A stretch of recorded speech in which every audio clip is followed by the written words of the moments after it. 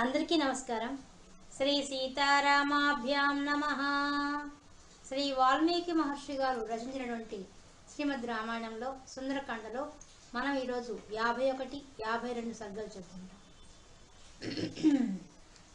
ఆంజనేయ స్వామి ఆ రావణాసురుని సభలో నేరుగా రావణాసుడితోనే తత్రపాటు లేకుండా మాట్లాడుతున్నాడు. ఏమని చెప్తున్నా అంటే, నేను సుగ్రీవుడు పంపగా వచ్చిన దూతను, ఆయన సందేశాన్ని మీకు తెలియజేస్తున్నాను అని చెప్పి, సుగ్రీవుడు మా వానర రాజు, ఆయన మీ క్షేమ సమాచారంను అడిగాడు. మరియు ఆయన మీకు సందేశాన్ని కూడా పంపించారు. ఆ సందేశాన్ని వినవలసిందని చెప్పి చెప్తున్నాడు. ఏమని? అయ్యా, కోసల రాజ్యానికి దశరథ మహారాజు ఒక రాజు కలడు. ఆయన మహాధైర్యవంతుడు, తేజస్శాలి, ధర్మాత్ముడు, సత్యసంధుడు. ఆయన యొక్క పెద్ద కుమారుడు శ్రీరామచంద్రమూర్తి. ఆయన మాజానుబాహువు, మహా ధర్మ మార్గంలో ప్రవర్తించేవాడు. తండ్రి ఆజ్ఞానుసారంగా ఆయన తన తమ్ముడైనటువంటి లక్ష్మణుడితోనూ తన భార్య అయినటువంటి సీతాదేవితోనూ కలిసి దండకారణ్యంకు చేరుకున్నాడు. ఆ దండకారణ్యంలో ఆ సీతాదేవిని ఎవరో అపహరించారు. దాంతో ఆ రామలక్ష్మణుడు ఆ సీతాదేవిని అన్వేషిస్తూ వాళ్ళు బయలుదేరితే జటాయువు ఎవరు తీసుకువెళ్ళింది తెలియజేశారు. దానితో రామలక్ష్మణుడు అక్కడి నుంచి ఋష్యముఖ పర్వతం దగ్గర ఉన్నటువంటి సుగ్రీవుని కలుసుకున్నారు. సుగ్రీవుడు రాముడు ఒక ఒప్పందం చేసుకున్నారు. స్నేహాన్ని కుదుర్చుకున్నారు వాళ్ళు. దాని ప్రకారంగా ఒకే ఒక బాణంతో వాలిని సంహరించాడు శ్రీరామచంద్రమూర్తి. తర్వాత సుగ్రీవుణ్ణి ఆ కిష్కిందా నగరానికి సమస్త వానరులకు భల్లూకములకు రాజును చేశాడు. రాజును చేసిన తర్వాత సుగ్రీవుడు తన సత్యసనతతో తన ధర్మంగా ఆయన శ్రీరామచంద్రునికి మేలు చేయడం కొరకు అన్ని దిక్కులకు కూడా వానర సైన్యాన్ని పంపించాడు. వాళ్ళు వానర సైన్యం అంతా కూడా మహాబల పరాక్రమం కలవాళ్ళు, గరుత్మంతుడి వల్లే పరాక్రమం కలవాళ్ళు, వాయుదేవుడి వల్ల వేగం కలవాళ్ళు. అటువంటి వాళ్ళందరినీ కూడా అన్ని దిక్కులకు పంపించాడు సీతాన్వేషణ కొరకు. నా పేరు హనుమంతుడు, నేను వాయుపుత్రుడిని. నేను కూడా ఆమెను అన్వేషిస్తూ ఈ 100 యోజనాల నుంచి సముద్రాన్ని దాటి ఈ లంకా నగరాన్ని చేరుకున్నాను. ఇక్కడంతా గాలించాను, ఆమె కోసంగా వెతకగా ఆమె నాకు ఇచ్చుట కనిపించింది. ఆమె నిరంతరము శ్రీరామనామ జపం చేస్తూ ఉన్నది, రామునే తలుచుకుంటూ జీవిస్తున్నది. అటువంటి ఆమెను నేను ఇక్కడ చూశాను. నీవు ధర్మము తెలుసుకున్న వాడివి, అనేక వేదాలు చదువుకున్న వాడివి.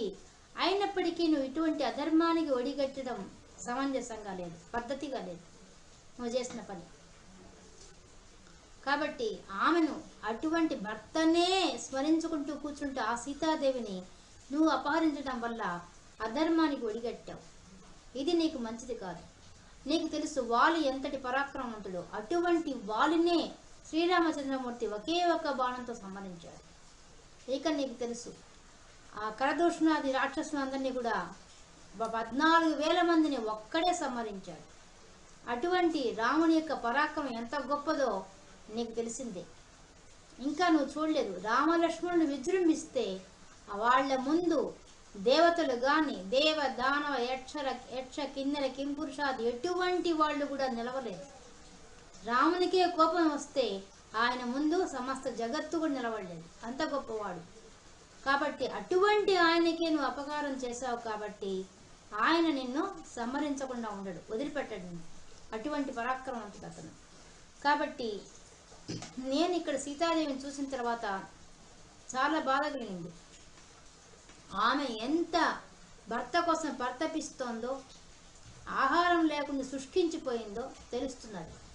నీవు అనుకుంటున్నావేమో ఆమె స్త్రీయే కదా అనేసి, కానీ ఆమె స్త్రీ కాదు, నీ పాలిట మృత్యుదేవత. నీవే మృత్యుపాశాన్ని నీ మెడకు చుట్టుకున్నావు ఆమెను తీసుకొచ్చుకొని. అంతేకాదు ఆమె ఎటువంటిదంటే 5 తలలు గల సర్పం వంటిది, ఆడసర్పం వంటిది. కాబట్టి ఆమెను ఇప్పటికైనా నీవు తప్పు తెలుసుకొని అధర్మ ప్రవర్తన మానుకొని ఆ సీతాదేవిని ఆ శ్రీరామునికి అప్పగించు. అప్పగిస్తే నీకు నీ రాజ్యానికి క్షేమం కలుగుతుంది, లేదా నీ రాజ్యము కూడా భ్రష్టు పట్టిపోతుంది. నీవు ఇంతకు ముందు నీ తపఫలంతో మహా గొప్ప వరాలు పొందావు. ఏం వరాలు పొందావు? అది యక్ష రాక్షసుల చేత, అసురుల చేత, గంధర్వుల చేత, దానవుల చేత, అందరి చేత కూడా, నాగుల చేత మొదలైన వారితో నాకు మరణం లేకుండా ఉండుగా అని కోరుకున్నావు. కానీ ఇప్పుడు నరవానరుల గురించి అడగలేదు. నరుడైన వాడే శ్రీరామచంద్రమూర్తి, వానరుడైన వాడే సుగ్రీవుడు. వీరిద్దరి వానరులు వాళ్ళిద్దరి వల్ల మరణం రాకుండా ఉండాలని కోరుకోలేదు నువ్వు. కాబట్టి ఇప్పుడు అటువంటి వాళ్ళే నీ ముందుకు వస్తున్నారు. ఇది నువ్వు తెలుసుకోవాలి. ఎప్పుడు అధర్మాన్ని చేస్తే అధర్మ ఫలితాన్ని పొందుతావు, ధర్మం చేస్తే ధర్మ ఫలితమే పొందుతావు.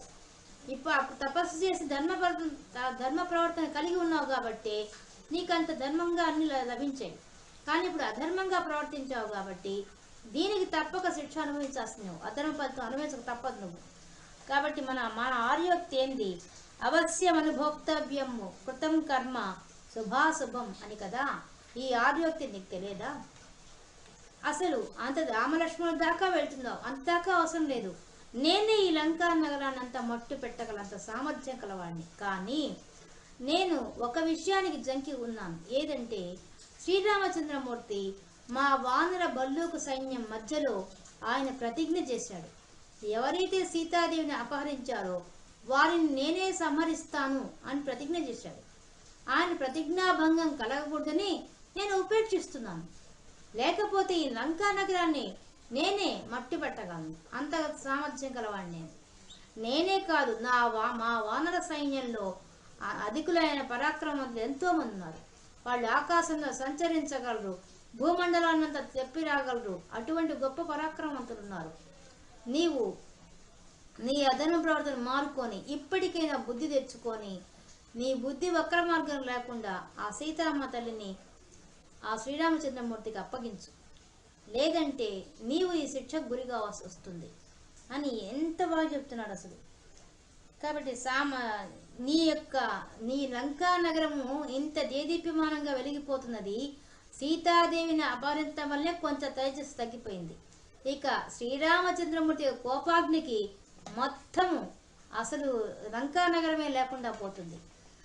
నీ ఆత్మీయులైన మిత్రులని, బంధువులని, మంత్రులని, సోదరులని, సుతులను, హితులను, భోగ ఐశ్వర్యాలను అన్నింటినీ కూడా నీవు పోగొట్టుకుంటావు ఆ శ్రీరామచంద్రమూర్తి వల్ల. కాబట్టి ఇప్పటికైనా మించిపోయింది లేదు. శ్రీరామచంద్రమూర్తికి ఆ సీతామాతను అప్పగించు. ఎలా చెప్తున్నాడు? నేను వానరుడును, నీవు రాక్షసుడవు, శ్రీరామచంద్రమూర్తి నరుడు. మీ ఇద్దరి మధ్యలో నేను మధ్యస్థంగా మంచి హితం చెప్తున్నాను నీకు. ఈ హితంను అర్థం చేసుకొని ఆచరించు.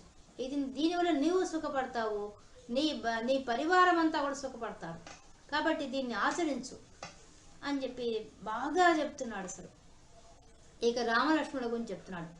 రామలక్ష్మణులు దేవతలు కానీ, దైత్యులు కానీ, గంధర్వులు కానీ, విద్యాధరులు కానీ, నాగులు కానీ, యక్షులు కానీ ఎవ్వరు కానీ ఆ శ్రీరామచంద్రమూర్తి ముందు నిలవలేరు.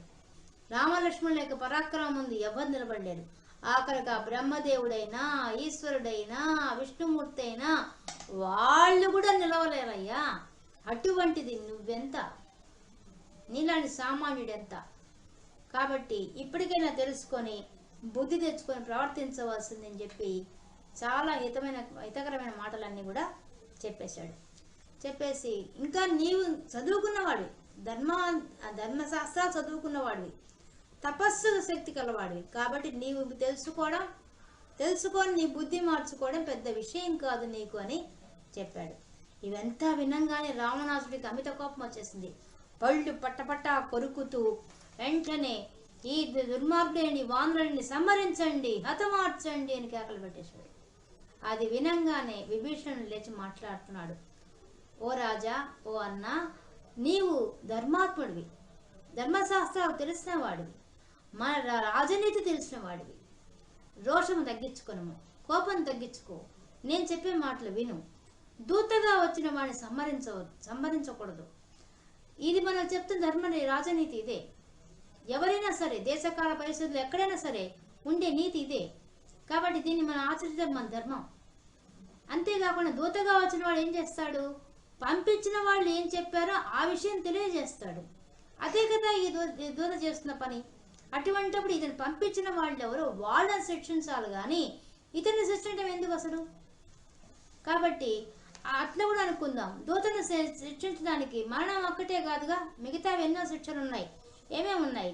వికార రూపం చేయొచ్చు, వికారంగా చేసేయచ్చు వాళ్ళని, లేదా కొరడాతో కొట్టచ్చు, లేదా శిరోమండలం గావించవచ్చు, లేదా శరీరంపై వాతలు వేయచ్చు. ఇంకా అటువంటి దండించే పద్ధతులు ఎన్నో ఉన్నాయి కదా. ఆ పద్ధతుల్లో ఏదైనా నువ్వు చేయడం మంచిది. అంతేగాని ఈ విధంగా సంహరించడం మాత్రం మంచి పద్ధతి కాదు అని తెలియజేశాడు. ఇంకా మాట్లాడుతున్నాడు,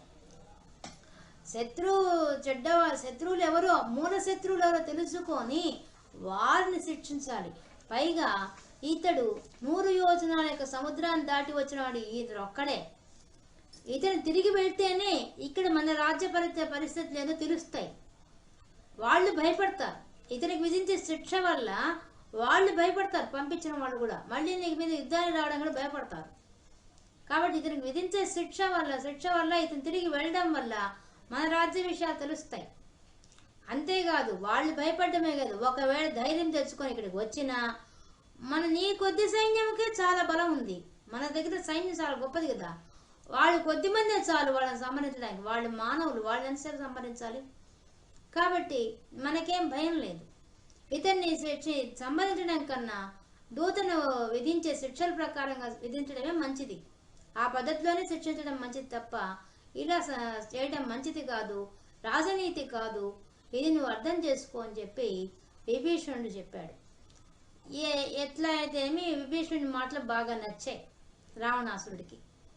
ఎందుకంటే ఇతను ఒకడే వచ్చాడు, మిగతా వాళ్ళు ఎవరు వచ్చేవాళ్ళు లేరు ఇక్కడికి.